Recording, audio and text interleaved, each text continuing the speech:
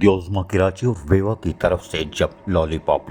दे दी गई तो फिर रिटायर एम्प्लॉयज़ एक्शन कमेटी के सरबराह डॉक्टर सईद अख्तर ने सैयद जुल्फ़िकार शाह से मुलाकात की। मुलाकात के दौरान उन्होंने तफसीली तौर पर तबादला ख्याल किया कि बल्दियोज़मा कराची और वेवा कुछ देने को तैयार नहीं है और मेयर कराची जो कि बैरिस्टर भी हैं लेकिन वो यकीनी तौर पर इन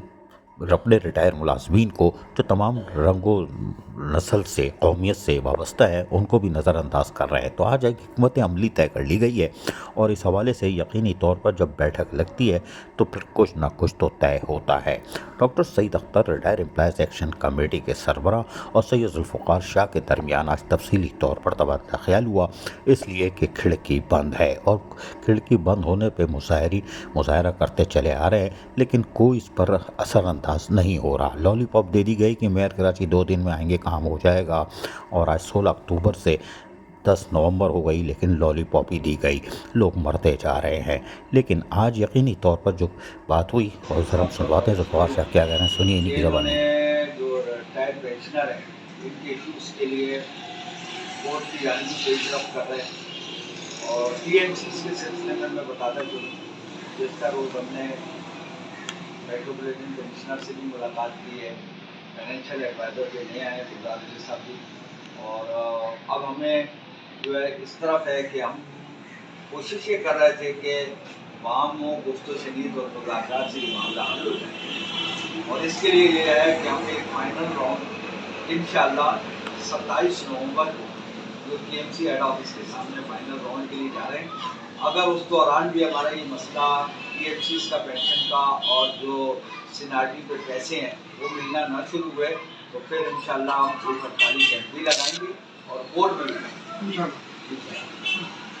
खिड़की तो खुली नहीं थी, नतीजा ये हुआ कि जब खिड़की खुलवाने के लिए अब यकीनी तौर पर हिकमत अमली तय करना होगी, इसलिए कि खिड़की जब ही खुलेगी जब यकीनी तौर पर जिस तरह इन्होंने रिटायर एम्प्लॉयज़ लोगों ने मुलाजमीन ने यूनियन ने मिलकर बल्दियोज़मा कराची और वेवा यानी यादगार शोधा 40 रिटायर मुलाजमीन की इमारत को गुंजा दिया था। डॉक्टर सईद अख्तर क्या कह रहे हैं ये भी सुनिए इन्हीं की ज़बानी। सबसे पहले all Pakistan municipal workers trade union की तरफ से शाह साहब को मुंतखब होने पे मुबारकबाद पेश करता हूँ और उनकी तक मेहनत कर रहे हैं पब्लिक सर्विस के लिए भी, ना सिर्फ आली सर्विस के लिए बल्कि रिटायर्ड मुलाजमीन के लिए। शाह साहब आपने प्रोग्राम रखा है और हम अपने भरपूर शिरकत करेंगे और हमारी जितनी भी तमन्नाएँ हैं इस उम्र में वो हम अपनी भरपूर डालेंगे और इंशाअल्लाह एमसीज़ के मसाइल हल होते रहेंगे। इसके लिए हमें जिस फोरम पे जाना पड़ेगा और जहाँ तक जाना पड़ेगा इंशाअल्लाह हम जाएंगे। पेंशनर से आप क्या कहेंगे?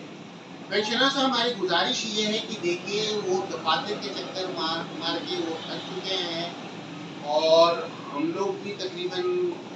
अपनी जानिब से कोशिश कर रहे हैं। प्लीज़ हमारा भरपूर साथ दें और 27 तारीख के प्रोग्राम में भरपूर शिरकत करें ताकि उनके मसाइल को अवामी सतह पर उजागर किया जाए और मीडिया की सतह पर उजागर करके हमारी इंतज़ामिया को कहा जाए और उनको मजबूर किया जाए कि वो अपने